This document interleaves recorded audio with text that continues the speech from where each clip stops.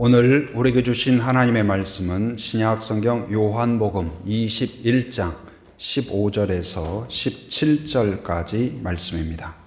한번 따라서 합니다. 내가 나를 사랑하느냐? 여기서 내가는 누구를 가리킬까요? 베드로를 가리키죠.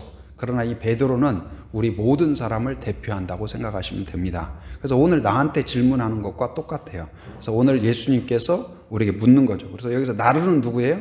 예수님을 가리키죠. 주중에 이제 좀 필요한 일이 있어서 이제 뭐 항상 자주 통화하고 그런 분은 아니지만 육지에 계신 목사님과도 또 통화하고 좀 제가 또 궁금한 거 물어보기도 하고 그랬습니다.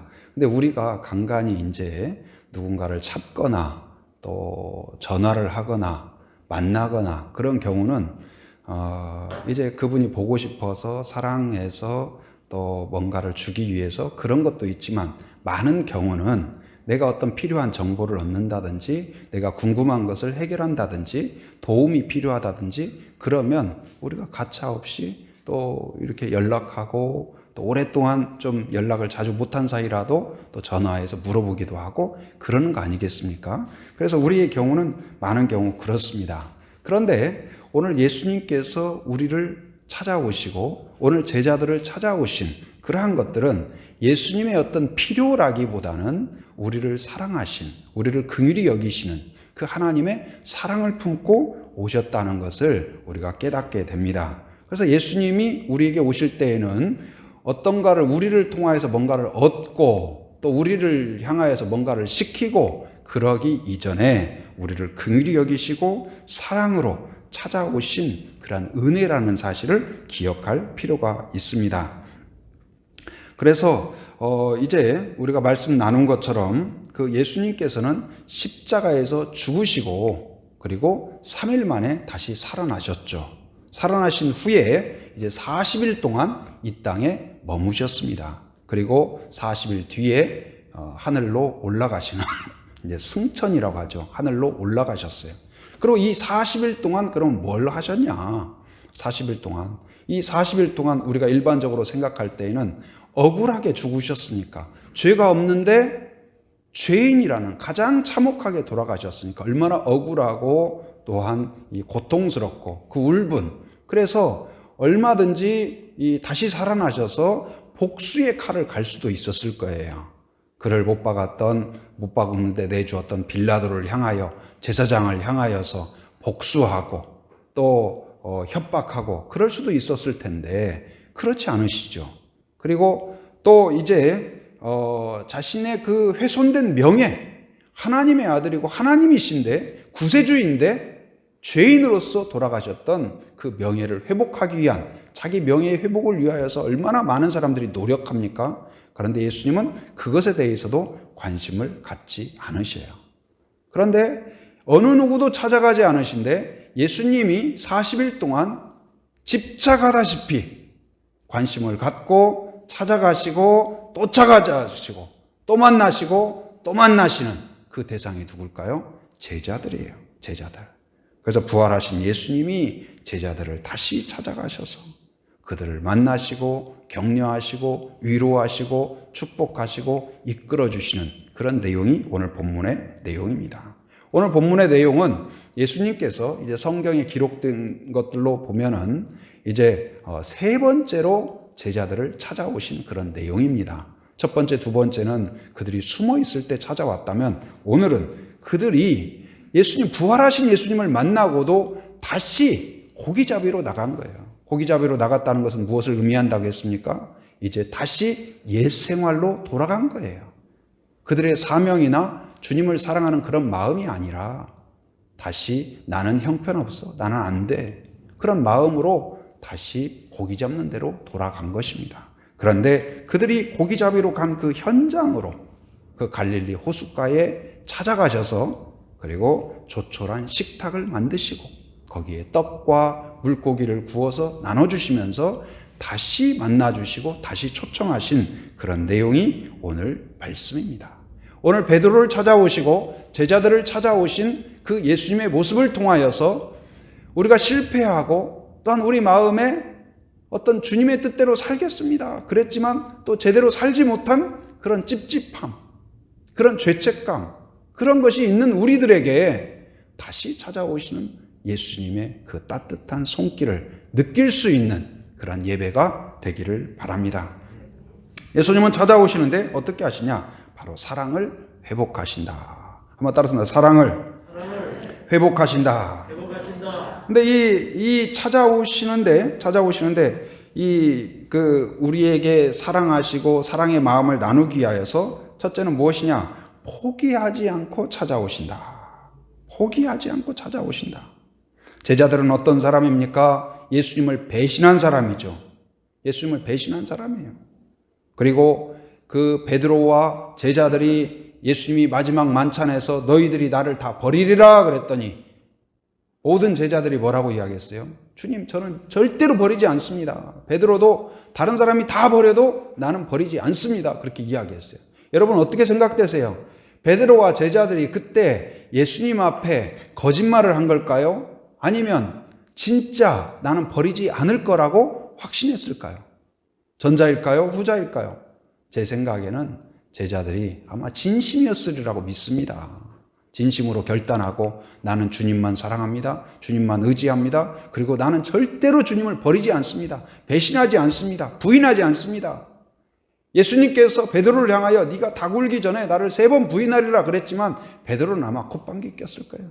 예수님 저를 어떻게 보시고 우리도 그러지 않나요? 내가 모태신앙인데요. 내가 얼마나 열심히 신앙생활 하는데요. 내가 얼마나 하나님 말씀 열심히 읽는데요. 이런 직분을 갖고 있는데요. 하면서 우리 안에 어느 정도 그러한 그 나에 대한 자부심이 있죠. 그런데 때때로 그럼에도 불구하고 어떤 상황 가운데에서 하나님의 뜻과는 전혀 다른 결정을 내리는 나의 모습. 또 하나님의 백성으로서 빛으로 나타나지 못하고 잘못된 모습으로 내가 결정을 내리거나 따라가는 나의 모습에 다른 사람들은 모르지만 다른 사람들은 아무 말도 하지 않지만 내 마음 안에서 나를 심각하게 자책하는 거예요. 도대체 나라는 사람은 누구인가? 나는 진짜 신자인가? 나는 정말 하나님의 자녀일까? 나에 대한. 그리고 마귀는 조롱하죠. 내가 너 그럴 줄 알았어. 그러고도 네가 성도냐? 하면서 우리를 조롱합니다. 그래서 어떤 외부에서 너는 나쁜 놈이다 하기 전에 내 안에서 오는 그러한 무거운 마음이 우리에게 있죠. 그런데 그때에도 그런 배신자인 그들에게도 예수님이 다시 찾아오신 것처럼 또한 한 주 동안 하나님의 뜻대로 온전하게 순종하며 하나님과 교제하며 산 성도들도 있을 수 있겠지만 대부분의 경우는 어떻습니까? 주님 뜻대로 살고자 했지만 그렇지 못한 경우가 많은 거예요. 그런데도 불구하고 오늘 이 자리에 예배의 자리에 우리를 초청하신 것은 무엇이냐? 갈릴리 호숫가에 조촐한 식탁을 펴고 떡을 굽고 그리고 생선을 구워서 그것을 이게 밥에 올려주는 것처럼 저 어렸을 때 아니면 여러분도 그런 광경 보셨을 거예요. 어린아이 할머니가 막 지은 밥에다가 생선 조기 팍 구워가지고 따뜻한 거 그 속살만 탁 떼서 밥 위에 딱 올려서 이거 먹어봐라 하면서 그걸 주는 거예요. 그래서 그 아기가 그걸 안 먹는다 고개 살래살래 흔들다가 겨우 불만스러운 표정으로 먹죠. 그러면 그 애가 꾹꾹 그냥 해서 먹으면 어때요? 먹는 건 악인데 흐뭇한 마음을 갖는 건 누구예요? 그 할머니가 그래 그렇게 먹어야 돼. 그래야 기도 쑥쑥 크지. 그런 말 들어보셨잖아요. 근데 마치 그 광경이 주님과 우리 사이에 그래요. 끊임없이 은혜를 주시지만 우리는 고개 흔들면서 아니에요, 싫어요, 안 먹을래요, 그만 먹어요. 할머니는 왜 이런 것만 줘요? 그런 것처럼 주님 앞에서도 우리는 항상 밥 투정, 은혜 투정, 은혜 주시고 복을 주시고 격려 주시고 그러지만 그걸 안 먹으려고 때론 막 결사적으로 나 다시 또 밥 주고 조기 주면 나 집 나갈 거야 하는 자세로 그냥 거부하는 그런 것처럼 우리가 그러지 않나. 그런데도 불구하고 포기하지 않고 찾아오신다. 제자들을 이미 2차례 찾아오셔서 이 자기의 손에 난 못자국을 보여줍니다. 그리고 이 옆구리에 이 창자국을 보여주면서 만지게 합니다. 그럼에도 불구하고 다시 고기 잡이로 나가버린 제자들. 이제는 됐다. 나도 졌다. 그만하겠다. 가라. 이제는 끝났다. 선포해도 얼마든지 선포할 만한데 그래도 포기하지 않는다. 그 삼고초려라는 말이 있죠. 삼고초려. 그 삼국지에 보면 그 유비가 있어요. 유비가 그 보면은 참 성품이 참 좋다. 그리고 그 백성들을 이끄는 데 있어서 참 뭐랄까 참 이 어떤 뭐랄까 배울 점이 있구나 그런 생각을 많이 해요. 근데 그가 결정을 내리는 데 있어서 어떤 정도를 가려고 하고 바른 길을 가려고 하고 그리고 어떤 순간에 얻는 이익보다는 마음을 얻으려고 하고 그런 모습을 보는데 그가 하는 말 중에 뭐가 있냐면 자기는 그 황제의 그 종친이다. 그게 있어요. 황제의 종친이다. 그러니까 황제의 그 후손 중에 하나다. 그 마음이 있어요. 그래서 매사에 어떤 사람들이 막 조조는 막 이 자기가 얻고 싶은 것이 있으면 수단방법 가리지 않고 거짓말도 막 능수능란하게 하고 우기고 뭐든지 그냥 이 속이고 그런 데에 능하다면 유비는 그것과는 조금 차이가 있는 것 같아요. 근데 어쩌면 우리 성도들도 그게 필요한 것 같아요. 어떤 유비가 나는 황제의 종친이다. 그렇기 때문에 함부로 행동하거나 함부로 말하거나 약속을 어기거나 그러면 안 된다. 그런 마음을 갖듯이 여러분과 저는 황제의 종친 정도가 아니라 뭐예요? 하나님의 자녀다. 그 의식을 가질 필요가 있습니다. 한번 따라서 나는 하나님의 자녀다. 그래서 내가 말하는 것, 행동하는 것, 약속하는 것, 순종하는 것 모든 것들이 바로 그 품위 있게 그 가치 있게 자녀답게 나타날 수 있는 여러분이 되길 바랍니다. 근데 이 유비가 어느 날 그 제갈량에 대한 이야기를 들어요. 또 제갈공명이라고 하죠. 그 제갈량에 대한 이야기를 듣고 그를 이제 데려오려고 하는데 보통 같으면 유비는 그 당시에 그 나라를 3분의 1 정도를 다스리는 사람이에요. 황제의 종친이에요. 그리고 제갈량보다 20살이 많아요. 20살이 많아요. 제갈량은 그때 한 20대 후반 정도밖에 안 돼요. 그러니까 얼마든지 누구 사람을 보내가지고 그렇게 할 수도 있는데 이 유비가 찾아가요. 그래서 여기 이제 이 삼고초려의 그 이야기가 그렇죠. 이제 3번 찾아간다. 어디를요? 그 오두막을 찾아간다. 그런 말이에요. 근데 그 유비가 한 번 찾아갔는데 제갈량을 못 만나요. 2번 찾아갔는데 못 만나요. 그리고 3번째 찾아가서 그 제갈량을 만나고 자기를 도와줄 것을 요청해요. 자기보다 훨씬 나이가 어린 사람인데도 불구하고. 그러자 제갈량이 감복해서 그 어떤 자기를 찾아오고 겸손하게 그런 모습에 감복해서 결국은 유비를 도와서 여러 면에서 전쟁과 여러 면에서 조언을 하고 책사로서 역할을 하죠. 그런데 이 유비에게 있어서 이 제갈량은 정말 필요한 사람이에요. 도움이 되는 사람이에요. 그리고 정말 인재예요. 똑똑하고 탁월하고. 그런데 주님이 베드로를 찾아간 것이 과연 유비가 제갈량을 찾아간 것과 같은 것일까? 주님이 베드로 너 아니면 내가 그동안 했던 일이 다 물거품된다. 제발 나 좀 도와줘라. 그래서 찾아간 걸까요? 제자들아, 너희들이 이렇게 고기 잡으러 다 가버리면 나는 정말 허망하고 허탈하다. 그러니 나를 좀 도와달라. 그런 걸까요? 오늘 또 여러분과 저를 초청하고 부르시는 것이 우리가 아니면 안 되기 때문에 우리가 있어야 되기 때문에 그런 걸까요? 그러나 그것과는 좀 거리가 있습니다. 바로 예수님이 제자들을 찾아간 것, 베드로를 찾아가고 제자들을 찾아간 것은 무엇이냐? 제갈량처럼 특별해서 탁월해서 훌륭해서 꼭 필요해서가 아니라 무엇일까요? 그 이유는 사랑하기 때문이다. 사랑하기 때문이다. 사랑하기 때문이에요. 누군가가 예수님한테 왜 그 배신자들한테 집착합니까? 왜요? 사랑하기 때문에. 오늘 이 엄마나 아빠나 그 자녀들에게 끊임없이 사랑하고 축복하고 밥 주죠, 옷 주죠, 학비대 주죠, 깨워주죠, 여러 가지 격려하죠. 포기하지 않죠. 내 자녀보다 공부 더 잘하는 애도 있습니다. 더 똑똑한 애도 있습니다. 더 잘생긴 애도 있습니다. 더 예쁜 사람도 있습니다. 더 마음씨 착한 사람도 있습니다. 그런데 그 사람에 집중하는 것이 아니고 내 자녀에게 집중하는 거예요. 내 자녀가 설령 잘 따라가지 못하고 말썽 부리고 또 부족하고 도와줘도 다시 또 그 원래 모습으로 또 돌아가고 답이 없는 것 같고 그래도 포기하지 않는 이유는 무엇일까요? 사랑하기 때문에 그래요. 오늘 우리를 매주 식탁으로 초청하시고 또한 우리가 성경을 펼 때 여러분 마치 떡을 구워주시고 생선을 주시듯이 우리의 몸과 마음과 영에 그 떡과 생선만 주실 뿐만 아니라 베드로를 만나서 떡과 생선을 주실 뿐만 아니라 그 떡을 통하여서 그 사랑이 전달되는 줄 믿습니다. 요한복음 3장 16절에 보면 하나님이 세상을 이처럼 뭐하사요? 사랑하사. 바로 누구를 주셨어요? 독생자를 주신 거예요. 아니 이 배신자들에게 죄인들에게 그래야 될 이유가 뭐가 있습니까? 근데 사랑하면 감수할 수 있어요. 사랑하면 인내할 수 있어요. 사랑하면 포기하지 않습니다. 여러분 오늘 나를 향하여서 포기하지 않는 그 이유가 딱 한 가지 뭐예요? 사랑하기 때문이다.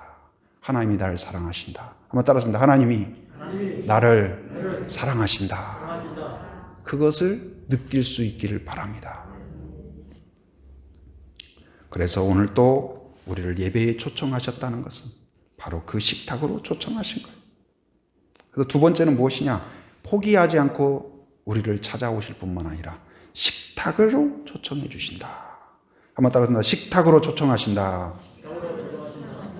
15절 같이 한번 읽어봅니다. 15절 같이 시작. 그들이 조반 먹은 후에 예수께서 시몬 베드로에게 이르시되 요한의 아들 시몬아 내가 이 사람들보다 나를 더 사랑하느냐 하시니 이르되 주님 그러하나이다. 내가 주님을 사랑하는 줄 주님께서 아시나이다. 이르시되 내 어린 양을 먹이라 하시고.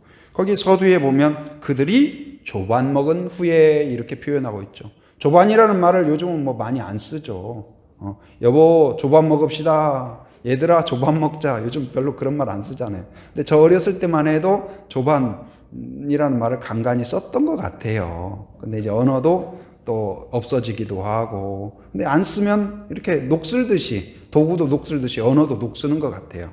근데 이제 뭐 지금은 좀 어려운 말이 됐지만은 아침 식사를 말하는 거죠. 새벽녘에 그 예수님께서 그 제자들이 이 고기를 잡으러 갔지만 그날따라 한 마리도 안 잡히는 거예요. 여러분, 이 열심히 일하면 피곤하죠. 근데 어부가 열심히 막 고기 잡고 땀 흘리고 그럼 피곤해요. 그런데 그래서 피곤하면 마음은 좋아요, 안 좋아요? 고기를 많이 잡으면 마음은 좋잖아요. 근데 문제는 뭐예요? 열심히 했지만 고기가 한 마리도 안 잡혔어요. 내가 정말 직장에서도 최선을 다했어요. 장사도 열심히 했어요. 그런데 계산해 보니까 수익이 마이너스야. 야, 그럼 김 팍 빠지는 거죠. 몸도 마음도 그냥 완전 지치고 막 천근 만근 그러지 않겠어요? 지금 제자들이 그런 상황이에요. 그런데 지치고 탈진한 그들의 현장 가운데 예수님이 가셔서 어떻게 했냐? 이놈들아! 내 말 안 듣더니 꼴이 참 우습게 됐구나. 그러니까 좀 정신을 차려야지. 얼마든지 이럴 만한데. 엄마 말 들어야지. 엄마 말 안 듣더니 내가 너 그럴 줄 알았다. 너 퇴학당할 줄 알았다. 잘 됐다. 그런 것이 아니라 어떻게 했을까요? 그들의 실패의 현장, 답답한 현장, 탈진의 현장에 찾아가셔서 다그치고 혼내고 따지고 그러기 전에 어떻게 했어요? 식탁을 베풀어 주셨다. 식탁을 베풀어 주셨다. 그 해변에 식탁을 차리고 거기에 모닥불을 피워놓고 거기에 떡과 생선을 올려서 따뜻한 떡을 만드시고 그리고 따뜻한 생선을 만들어서 제자들을 초청하죠. 어디로요? 식탁의 자리로. 우리도 친구에게 그 코로나로 많이 어렵지? 밥이나 한 끼 먹을까? 그런 말 할 수 있잖아요. 밥이나 한 끼 먹자. 이 말이 너 밥 못 먹지? 내가 밥 하나 사줄게. 이 말이 아니라 무슨 말이에요? 우리 마음을 같이 나누자. 다시 친구의 관계 멀어지지 않도록 그렇게 하자.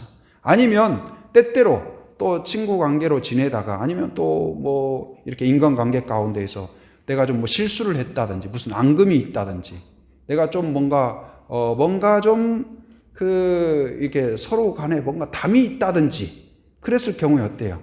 좀 내가 너한테 사과할게. 그러기 전에 어떻게 해요? 우리 밥 한 끼 같이 먹을까? 해서 식사 자리로 초청하는 거예요. 초청해요. 그래서 거기서 밥을 먹으면서 같이 이런 이야기 저런 이야기 옛날 추억도 나누고 그러면서 이 식탁이라는 것은 어떻습니까? 그리고 우리가 식구라고 하죠. 가정에서도 같이 밥을 먹습니다. 같이 밥과 국과 음식만 반찬만 먹는 가정이 있는가 하면 어때요? 그 시간에 격려하고 축복하고 물어봐주고 오늘 또 힘내라 아들 화이팅 그리고 여보 힘내세요 하고 이렇게 서로 축복하고 그건 뭐예요? 그 식탁의 자리가 응원의 자리요 축복의 자리요 믿음의 자리요 기도의 자리가 되는 것이죠. 근데 오늘 주님께서 베풀어 주신 이 식탁은 어떤 자리일까요? 베드로는 주님 앞에 나가려고 해도 이 발걸음이 쉽게 안 떨어져요. 늘 내가 배신자.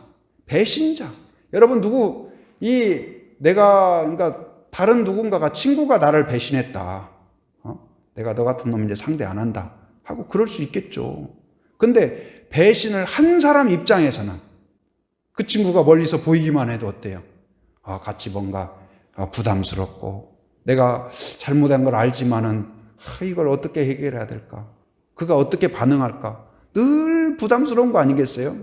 그런데 배신한 베드로가 예수님을 찾아가서 주님 제가 잘못했나이다 말하기 전에 이미 용서하신 예수님께서 베드로를 찾아오신 거예요. 곧 이제 그 하나님의 원리는 똑같아요. 죄인인 우리가 하나님께 찾아가서 우리를 용서하여 주십시오 하기 전에 바로 우리를 긍휼히 여기시고 사랑하신 하나님께서 독생자를 보내심으로써 우리를 그 화해의 자리로 초청한 거예요. 십자가는 무엇이냐? 예수님이 죽으심으로 우리를 다시 하나님과 화해하는 식탁인 거예요. 바로 내 앞에 와라. 네가 갖고 있는 죄 예수님의 보혈로 씻을 뿐만 아니라 그 예수님이 이미 용서하셨죠. 그러나 베드로 안에는 아직 남아 있어요. 뭐가요? 그 배신에 대한 상처가, 자기 자신에 대한 상처가, 그리고 수치심이, 죄책감이 있는 거예요. 그런데 이 식탁을 통하여서 그걸 씻어주는 거예요. 예수님이 초청하여서 바로 이제 대화를 나눕니다. 그리고 거기에서 다시 그 예수님과 베드로 사이에 있는 그러한 이 죄책감, 수치심 이런 것들을 씻어주시고 어쩌면 이것은 이제 최종 면접이라고 할 수가 있어요. 보통 이제 기업에서 직원을 뽑을 때도 그렇죠. 1차 서류 면접이 있고 2차 이제 어떤 실무자 면접이 있고 또 최종 면접으로 경영자 면접이 있죠. 사장님이 면접을 한다든지 그러지 않습니까? 그런데 어쩌면 이 지금 베드로와 제자들을 예수님이 하신 이 사명을 부여하기 전에 마지막으로 최종적으로 면담하는 내용이 오늘 본문이에요. 근데 물어보는 마지막 질문이 뭐냐? 다시는 배신 안 할 거지? 너 혈서라도 써라. 너 지난번에 그냥 말로만 하니까 안 되더라. 너 손가락 하나 잘라서 혈서라도 써라. 그러지 않고 그가 그 식탁에서 다시 질문하시는 거죠. 그 조반을 통하여서 먹고 그리고 이제 세 번째는 뭐예요? 고백하도록 해요. 한번 따라습니다. 고백하게 하신다. 고백하게 하신다. 세 번 부인했던 베드로에게 예수님께서 세 번 물으셔요. 네가 나를 사랑하느냐? 네가 나를 사랑하느냐? 이 최종 면접에서 물어보는 것은 딱 한 가지예요. 세 번 물으셨지만 한 가지 주제를 물어보셔요. 내가 너를 사랑한다. 너를 오늘 찾아온 것도 너를 포기하지 않는 것도 바로 너를 사랑하기 때문이다. 내가 너를 긍휼히 여기는 것도 사랑하기 때문이다. 내가 이 세상에 누구보다도 너를 사랑한다. 너를 포기하지 않는다. 너를 축복한다. 그러한 너는 바로 오늘 나에 대해서 네가 나를 사랑하느냐. 오늘 주님도 마찬가지예요. 우리가 진짜 하나님의 일을 감당하고 하나님의 뜻에 순종하는 자로서 성도답게 자녀답게 살아가는 자로서 능력이 있느냐, 똑똑하냐, 건강하냐, 돈이 많냐 그런 것을 따지는 것이 아니고 우리한테 물어보는 것은 딱 한 가지예요. 네가 진정 나를 사랑하느냐. 여러분 돈이 없어도 사랑할 수 있어요. 실력이 없어도 사랑할 수 있어요. 건강하지 못해도 사랑할 수가 있어요. 여러분 주님 앞에 오늘 베드로가 고백하듯이 진심으로 내가 주를 사랑하나이다 고백할 수 있는 여러분이 되기를 바랍니다. 오늘 이제 이 질문 가운데에서는 이 두 가지 의미로 해석할 수가 있겠어요. 하나는 무엇이냐면 베드로에게 그 질문을 하는데 베드로야 네가 안드레나 야고보나 요한을 네가 사랑하는 것보다 네가 나를 더 사랑하느냐. 그렇게 의미를 우리가 해석할 수도 있겠죠. 이 말은 무슨 말이냐. 여러분한테 네가 남편을 사랑하는 것보다 아내를 사랑하는 것보다 나를 더 사랑하느냐. 여러분 어떻게 답변하겠어요? 아멘. 여러분 아멘. 주님 제가 그거 뭐 당연합니다. 그렇게 말할지 모르겠어요. 근데 이제 네가 자녀를 사랑하는 것보다 나를 더 사랑하냐 하면 자녀는 조금 생각해 봐야 될 것 같은데요.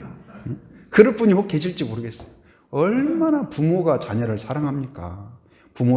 자녀를 위한 일이라면 땀 흘리는 것도 그냥 기쁘게 생각하고 희생하는 것도 그냥 당연하게 생각하고 그게 부모 아닌가요? 그렇잖아요. 자녀들이 그걸 알아주든 몰라주든 포기하지 않고 그렇지 않습니까? 자녀가 그 잘 되는 일이라면 내 돈이든 내 피든 내 땀이든 기꺼이 내가 주는 것을 아깝게 생각하지 않는 그게 부모예요. 그런데 그 정도의 희생과 헌신과 사랑을 담고 있는 그 마음을 내가 안다. 근데 그거보다도 바로 나를 더 사랑하느냐. 그리고 네가 갖고 있는 야망, 일에 대한 열정, 성공에 대한 열망, 그거보다도 바로 나를 더 사랑하느냐. 네 앞에 성공으로 가는 그러한 계단과 그런 것이 있다 할지라도 내가 아니라고 하면 아니라고 동의할 수 있겠느냐. 아니면 힘들고 어려운 일이라도 바로 내가 예스할 때 예스할 수 있겠느냐. 그 질문인 거죠. 네가 좋아하는 것, 취미, 활동, 선호하는 것, 그건 나쁜 거 아니죠. 그러나 그것이 아무리 좋다 할지라도 하나님과 사이에 틈을 만드는 거라면 네가 기꺼이 버릴 수 있겠느냐. 아무리 좋은 거라도 부부간에 틈을 만든다든지 가족 간에 틈을 만든다든지 그런다면 그건 좋은 것이 아니죠.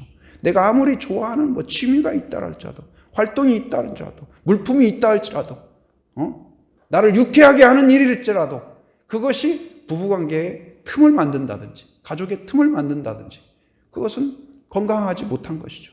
그런데 아무리 나한테 즐거움을 주고 유익을 주고 그런 사람이든 그런 물건이든 그런 활동이든 그렇다 할지라도 주님과 나 사이에 그것이 조금씩 틈을 만드는 거라면 그걸 뿌리를 뽑아내야 된다.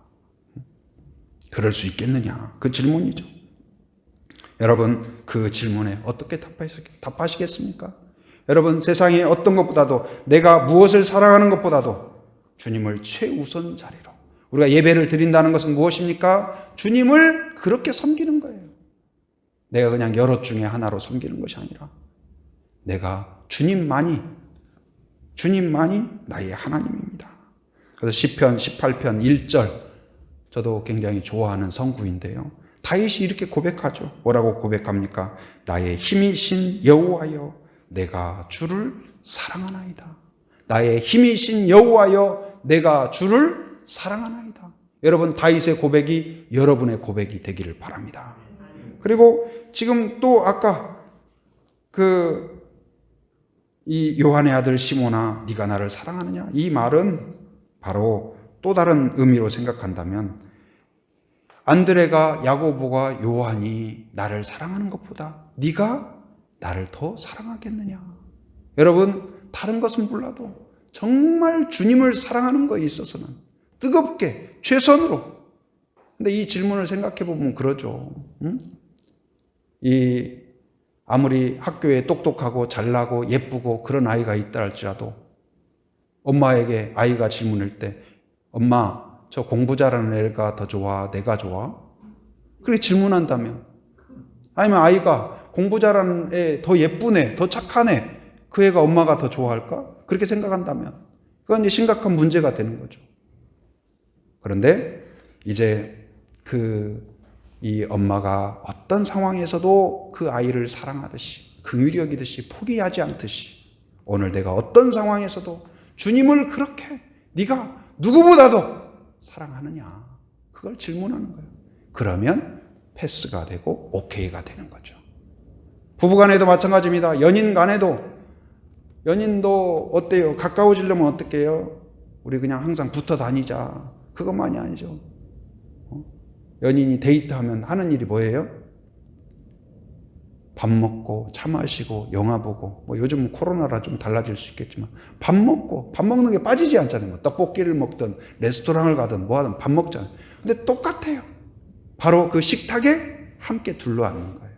거기서 밥만 먹는 것이 아니라 마음을 나누고 꿈을 나누고 아픔을 나누고 눈물을 나누고, 그러면서 그게 해소가 되고 하나가 되는 거죠. 바로 우리가 예수 안에서 이 예배는 그런 식탁이에요. 주님이 우리를 초청하신 그런 식탁 안에서 여러분 예배를 통하여서 하나님을 만나고 하나님의 식탁 가운데에서 여러분이 성경을 펼 때 그 안에 여러분을 향하여 구워주는 예수님의 따뜻한 떡이 있길 바랍니다. 여러분의 허기를 채우고 마음을 채우고 용기를 주고 다시 회복하는, 그리고 죄책감을 씻어주고 그리고 수치심을 씻어주는, 자유롭게 하는, 진리가 너희를 자유케 하리라. 예수님이 여러분을 자유케 합니다. 예수님이 우리에게 찾아온 것은 자유케 하기 위해서, 그 베드로를 얽매고 있는 죄책감, 배신에 대한 무거운 마음을 씻어주기 위해서, 풀어주기 위해서, 예수님이 십자가를 지신 것은 우리의 죄를 끊어주기 위해서 오셨다는 사실을 기억하기 바랍니다. 자유를 주시는 식탁이에요. 그래서 예배 가운데에서 기쁨을 누려요. 자유해요. 충만해요. 하나님을 만날 때. 그리고 거기에서 그 예배에서 충만할 뿐만 아니라 우리가 할 수 있는 일은 무엇일까요? 고백이에요. 고백. 베드로가 어떻게 해요?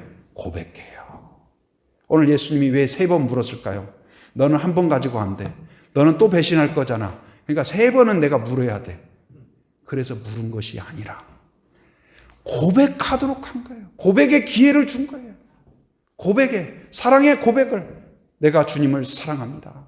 내가 주님을 사랑합니다. 내가 주님을 사랑합니다. 이 고백을 뭐라고 고백해요? 주님이 아시나이다. 주님이 아시나이다. 내가 얼마나 주님을 사랑하는지. 내가 고백하지만 내가 또 예수님을 부인할지 저는 자신이 없습니다. 그러나 내가 정말로 부인했지만 그때 고백할 때에도 지금도 진심인 것은 주님이 아실 줄 믿습니다. 근데 이것을 왜 이야기하냐? 베드로가 처음 부름받을 때 그 고기를 그날도 한 마리도 못 잡았어요. 그랬더니 예수님이 뭐라고 이야기하냐? 깊은 데로 가서 그물을 내려라 그래요. 그래서 베드로가 마지못해서 예수님을 태우고 깊은 데로 가요. 그리고 그물을 내렸어요. 그러자 슬슬슬슬슬슬 이제 그물을 올리는데 고기가 막 나오는 거예요.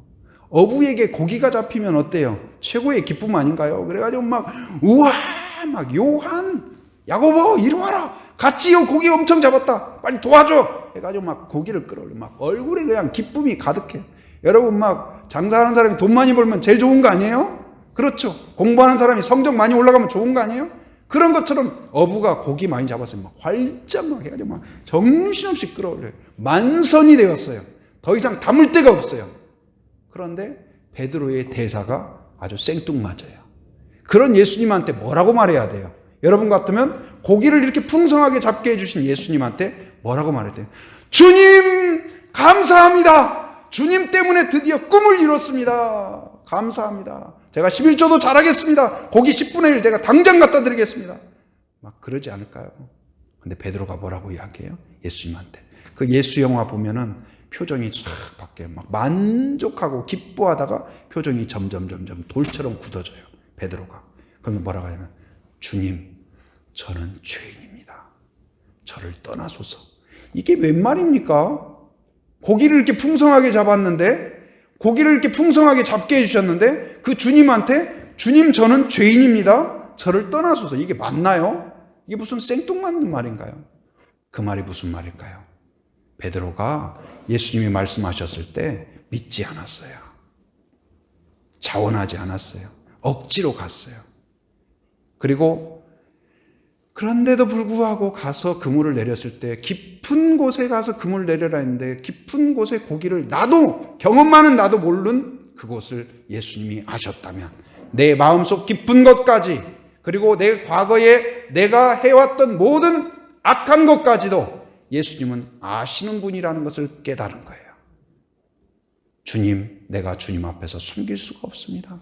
내가 어떤 사람인 것을 아십니다. 저는 주님 앞에 감히 나갈 수가 없습니다. 저를 떠나소서. 그렇게 한 거예요. 그러한 베드로. 그런데 이제 주님이 아십니다. 내가 얼마나 주님을 사랑하는 줄. 여러분, 주님께 사랑을 고백하는 성도가 되기를 바랍니다. 여러분, 가정에서도요, 부부간에도 사랑을 고백하는 부부가 되길 바랍니다. 여보, 사랑해, 사랑해. 여러분, 막 사랑한다는 말 들으면 정말 기분 나쁜 사람이 있습니까? 그만 좀 해, 이제 그만 좀 해. 아들한테 아들아 사랑해 하니까 엄마 제발 그만 좀 해. 그런가요?